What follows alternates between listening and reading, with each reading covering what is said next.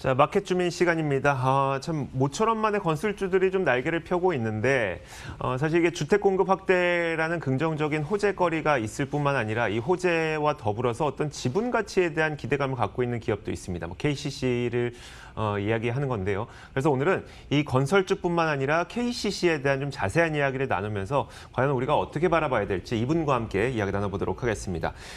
CEO 스코어 박주근 대표 나오셨습니다. 어서 오세요. 네, 안녕하세요. 네, 안녕하세요. 자, 일단 원래는 작년부터 기대감이 있긴 했었어요. 그 주택 공급 확대라는 기대감이 작년부터 있긴 했었는데 어쨌든 이제 2021년 들어서면서 정부에서 적극적으로 주택 공급 방안을 내놓으면서 이 건설주가 좀 핫 트렌드로 떠오르고 있거든요. 어떻게 보세요? 네, 그렇습니다.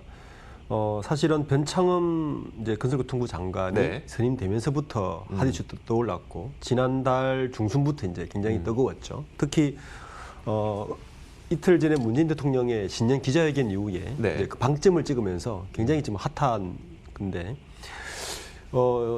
월요일 날 문재인 대통령의 신년 기자회견을 요약해 보면 이렇습니다.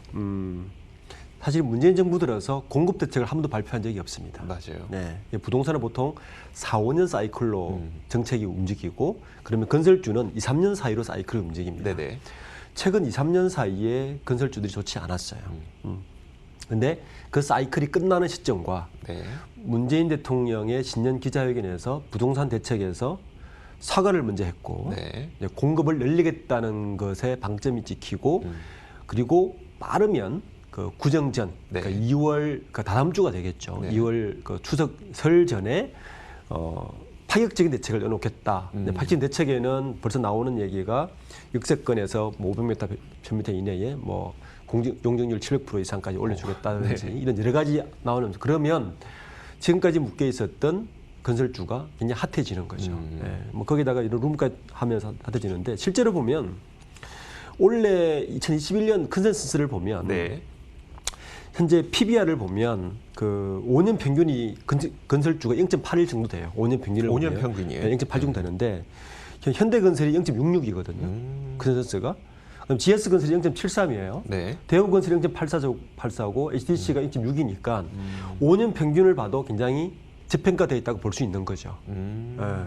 이제 저게 굉장히 이제 주가를 끌어올리는 하나의 요인이 됐었고 거기다가 저 빅4의 대부분의 그 빅10 건설사들이 현재 외국 시장이 외국 그 건설 토목 시장이 죽으면서 주택 비중, 매출의 주택 비중이 한 60~70%쯤 됩니다. 그러니까 당연히 이제 그러면 수혜가 돌아갈 것이라고 예측이 되고 시장에서 이제 반응하고 있는 것 같습니다. 알겠습니다. 사실 건설업종은 그 기업의 크기도 다양하고요. 그렇잖아요. 그러다 보니까 대형 건설사냐 아니면 소형 건설사냐 어느 쪽이 더 많은 수혜를 받게 될 것이냐 이런 것들에 대한 궁금증이 생기거든요. 사실 이 뭐 증명되는 얘기는 아닌데 저는 왠지 이제 어떤 정부의 특성상 소형 건설사 쪽으로 먼저 좀 더 비중이나 무게가 실리지 않을까. 그렇습니다. 실제 그 도급순이라 그러죠. 1위에서 15위부터 한 끊어보고 그리고 15위 이하에서 한 3, 40위 끊어보면 우리가 이제 대형 건설사, 중형 건설사 따지는데 주가 상승률은 확실히 중형 건설사가 높습니다. 그건 분명하고요. 대형 건설사 아무도 무겁죠. 그렇지만 시장의 반응은 역시 여러 언론에서 이슈는 대형 건설사 위주로 가겠지만 투자자 입장에서 보면 오히려 좀 가벼운 중형 건설사, 우리가 오늘 이야기할 KCC 건설 같은 쪽도 보는 것도 나쁘지 않다고 봅니다. 특히 이제 이런 때는 이제 역세권 개발 같은 걸 보면 실제 아주 대형 건설사도 들어가지만 사실은 지방에 이름 없는 건설사가 많이 들어가지 않습니까? 그러면 사실은 오늘 이제 핫한 시멘트라든지 철근이라든지 이제 건자재가 같이 뜨는 이유는 바로 대형 건설사도 좋지만 실제 그 영업을 실제로 하는 소형 건설사들은 원자재 쪽이 훨씬 더 강하지 않겠느냐라고 지금 시장에 반응하고 있는 거죠.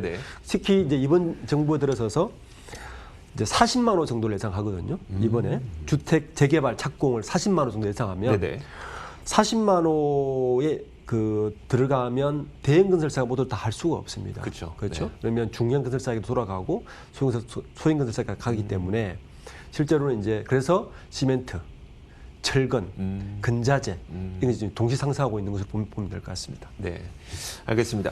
자, 오늘은 이 중에서도 제가 앞서 오프닝에서 말씀을 드렸던 것처럼 건설사의 어떤 그 지분 가치 기대감뿐만 아니라 본인의 사업 자체도 이제 기재재를 갖고 있는 KCC에 대한 이야기를 한번 해볼 텐데, 자, 먼저 KCC가 어떤 그룹인지 좀 전체적인 설명을 먼저 좀 해주시겠어요? 네, 이제 KCC라고 우리는 다 알려져 있죠. 네네. 우리 이제는 KCC의 약자가 금강고려화학. 네, 네, 맞아요. 맞아요. 네. 금강고려화학이죠. 저는 예전에 지금은 이런 자재를 쓰지도 않는데, 네. 그러니까 발암 물질 때문에 서레트라고 있습니다. 서레트. 아, 네. 예, 기억하신지 모르겠는데. 원래는 이제 정주영 회장의 막내 동생입니다. 정상영 회장이 1958년도에 네. 그 금강스레트란 이름으로 만든 회사가 이 KCC의 원류가 됩니다. 이제 오래된 회사죠. 네. 현재는 이미 KCC가 자산 규모가 11조고요. 계열사가 16개인 그룹 순위로 따지면 우리 소위 32위 정도 되는 굉장히 큰 그룹으로 네네. 변모가 되어 있고요. 이제 주요 계열사로는 이제 KCC, 이제 건강고려가 본체죠. 네네. 우리가 이제 근자재 쪽을 이야기하는 KCC, 그리고 글라스, KCC 글라스죠. 자동차 글라스와 우리가 사용하는 글라스의 메카시 50%를 가지고 있습니다. 네네. 그리고 KCC 건설, 이 세 개 계열사가 주력인 기업인데, 역사를 좀 보면 원래 스레트로 시작했다가 65년도에 건설 사업을 시작합니다. 네. 따지고 따지고 보면 현대그룹은 정주영 회장이 만든 현대건설을 모태로 만든 현대그룹은 네. 건설사가 몇 개냐 하면 현대건설 있죠, 네. 한라건설 있죠, 네. 현대산업개발 있죠, 네. 그러니까 KCC 건설 있죠, 네. 성우건설 있죠. 네. 소위 그 정주영 회장이 만든 그룹의 이 형제들을 어. 조카들까지 포함해서 건설사만 한 10여 개 됩니다. 그 중에 하나가 KCC가 되겠고요. 네. 가장 큰 사건은 사실은 2019년 5월 달에 2년 전이죠. 네네. 2년 전에 그 KCC가 새로운 신사업 신성장 동력을 하기 위해서 굉장히 등치 큰 M&A를 하나 합니다. 네. 30억 달러, 약 3조 정도를 투입해서 그 당시에 컨소시엄을 만들어서 모멘티브 퍼포먼스 머티리얼스라는 그러니까 실리콘 재료를 글로벌하게 주도하고 있는 기업 네네. 하나를 인수를 합니다. 이게 KCC 그룹의 어떤 한 획을 끊는 M&A였고요. 지금은 그 2019년 5월에 인수를 했는데 올 작년에 코로나19가 터지면서 네네. 이제 경기가 하강하면서 네. 이것이 좀 악재가 되고 있는 상황인데 좀 더 이야기하겠지만 이것들이 KCC 그룹의 향후를 어떤 방향으로 갈 것인가 중요한 분기점이 되고, 그러면서 정상영 회장 슬하에 3형제가 있는데 네. 지난달 네. 그러니까 2020년 12월 1일자로 네.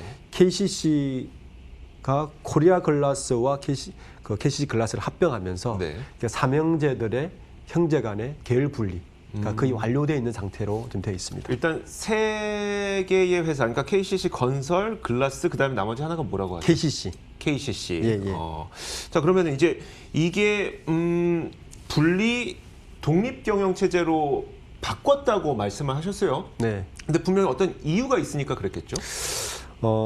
이제 그 정상영 회장이 이제 두 가지 글을 본 거죠. 현대그룹의 네. 그 형제 간의 분쟁도 받고, 네. 2000년 초반에. 네. 그리고 기억하실지 모르겠지만 현대그룹의 현대엘리베이터를 인수하려고 했었어요. 네네. 그래서 현정훈 회장하고 분쟁도 있었죠. 그러니까 이런 걸 보면서 일찌감치 네. 그 형제들의 이런 분쟁을 없애려고 일찌감치 KCC 그룹은 사실은 삼형제에게 나눠줬습니다. 그러니까 본사인 KCC가 제일 큰, 이 KCC는 장남, 네. 그 정몽진 회장에게 이미 준 상태고 사실은 네네. 지분은 이동하지 않았지만, 그리고 두 번째가 이제 KCC 글라스인데 KCC 글라스는 차남, 네, 차남에게 경영을 계속 하게 했고요. KCC 건설은 그 삼남인 정몽열 네. 그 회장에게 지금 다 회장이 됐습니다. 어. 그러니까 작년에 부회장으로 있던 분들을 그 정몽익 회장, 그 정몽진 회장은 일찌감치 회장이 됐고 2000년부터 네네. 그 차남인 정몽익, 삼남인 정몽열 이 동생들도 작년에 다 회장을 다 직함을 달았습니다. 회장 직함을 달았다는 것은 네. 독립경영을 하겠다는 그렇죠. 의미고, 아직까지는 좀 그러면서 보는 것 같이 지분이 막 섞여 있습니다. 그러니까 KCC가 제일 큰데 역시 장남인 정몽진 회장이 그러네요. 18.5%의 대주주고 그렇지만 그 차남, 삼남이 지분을 가지고 있죠. 정상영 고문도 여전히 지분을 가지고 있습니다. 네.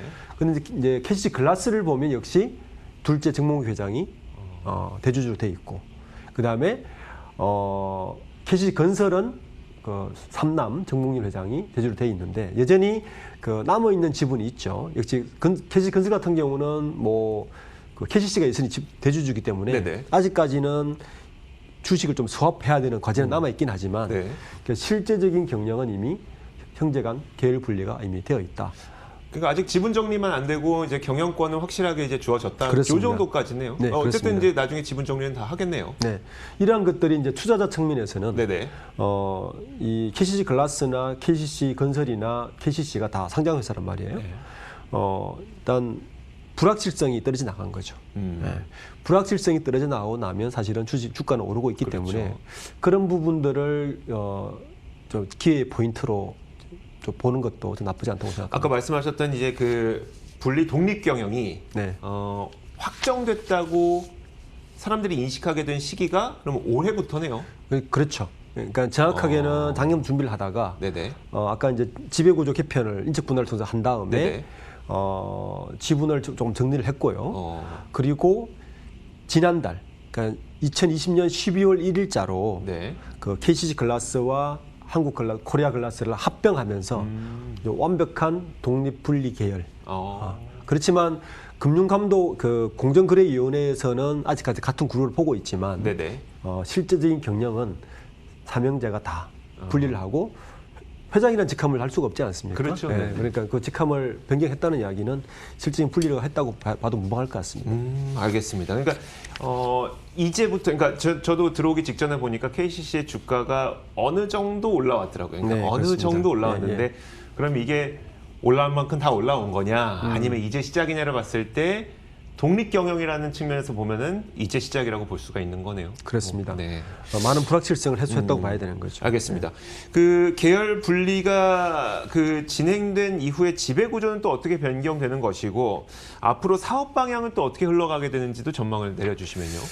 우선 이제 그 KCC 그룹은 이 세계 회사를 좀 분리해서 봐야 됩니다. 네네. 우선 KCC의 가장 큰 불확실성은 아까 이야기했던 그 모멘티브 퍼포먼스 머티리얼스라는 네네. 그 실리콘 사업을 하려고 한 30억 불을 주고 인수한 이 기업이 사실은 가장 큰 불확실성입니다.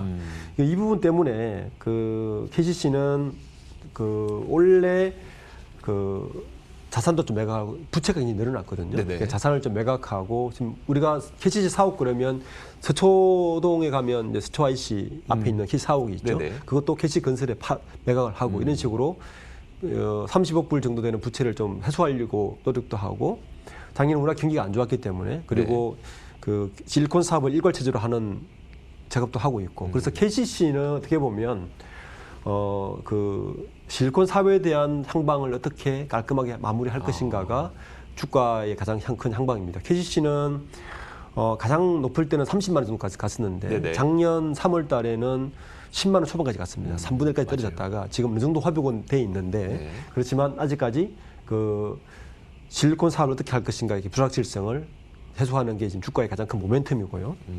이제 우리가 오늘 이야기하는 뭐 KCC 건설 뭐 이런 기업들은 네네.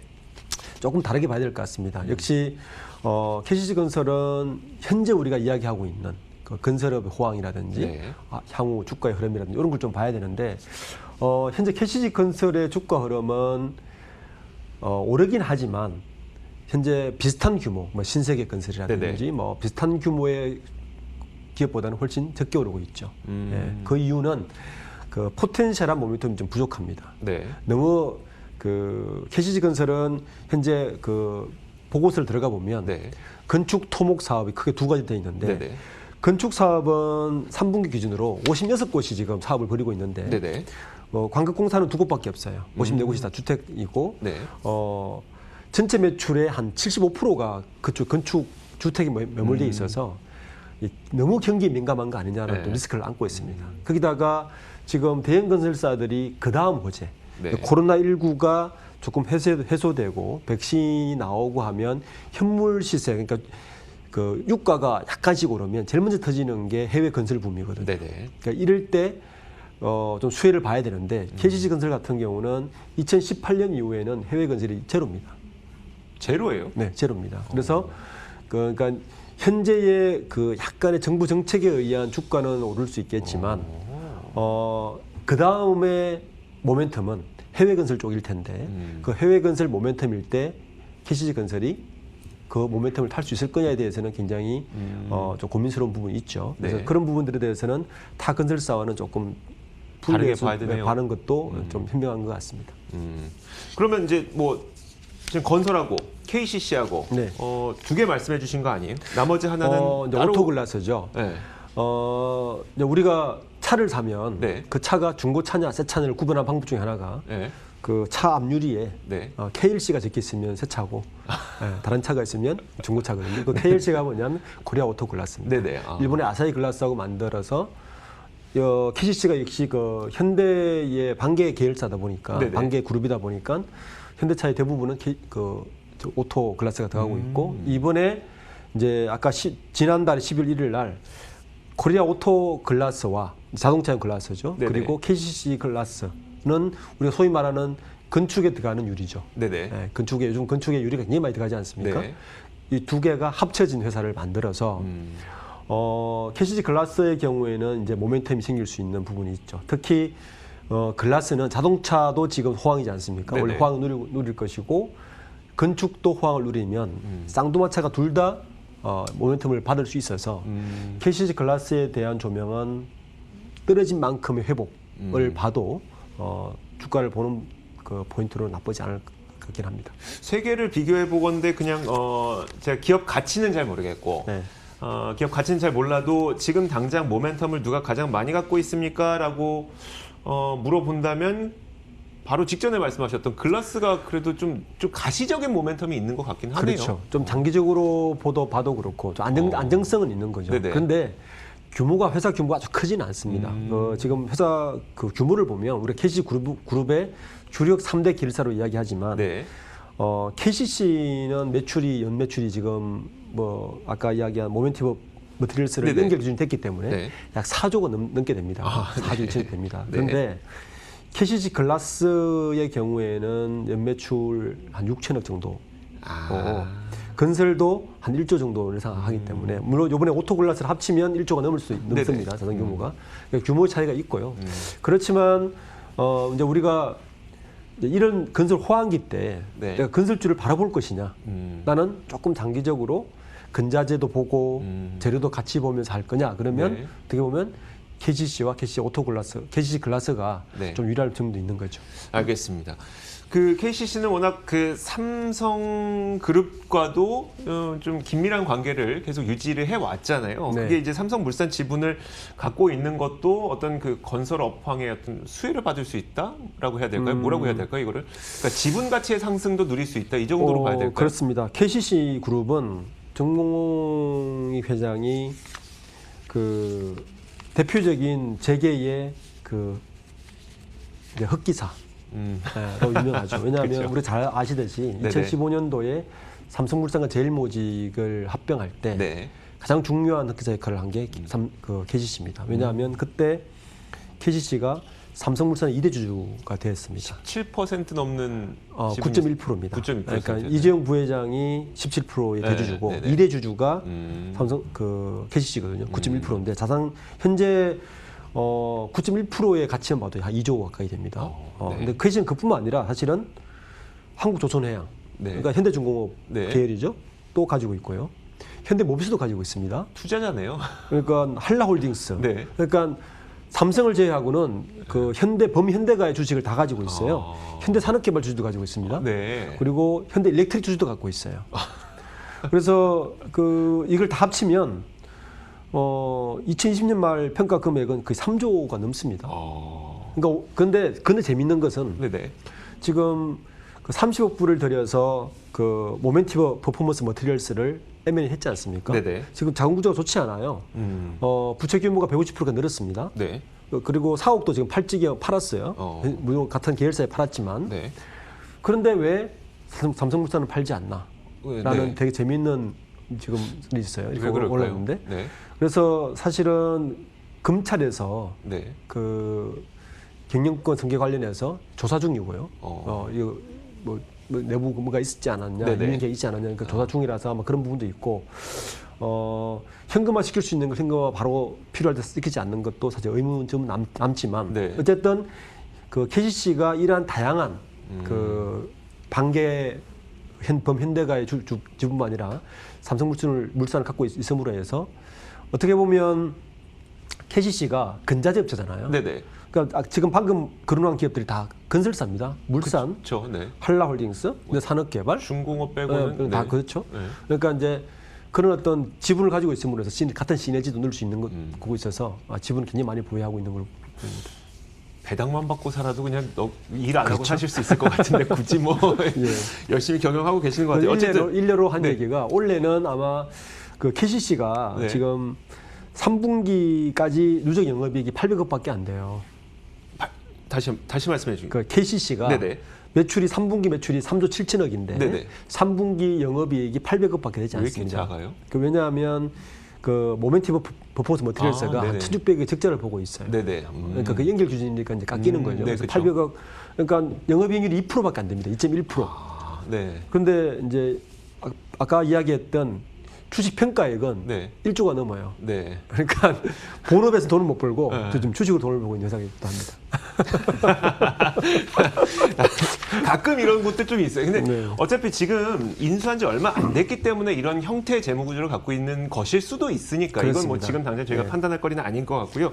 자, 그러면 그 KCC 그룹의 그 실적 추이는 좀 어떤 상태인가요? 좋아지고 있는 추세예요? 아니면 좀 약간은 좀 꺾이고 있는 추세예요? 우선 이제 세 개 계열사를 다 봐야 되는데 KCC의 경우에는 아까 말씀드렸듯이 그 모멘티브 퍼포먼스 머티리얼스가 연결 기준으로 잡히면서 계속 영업 적자를 보고 있어서 KCC 영업이익은 2.1%로 굉장히 낮습니다.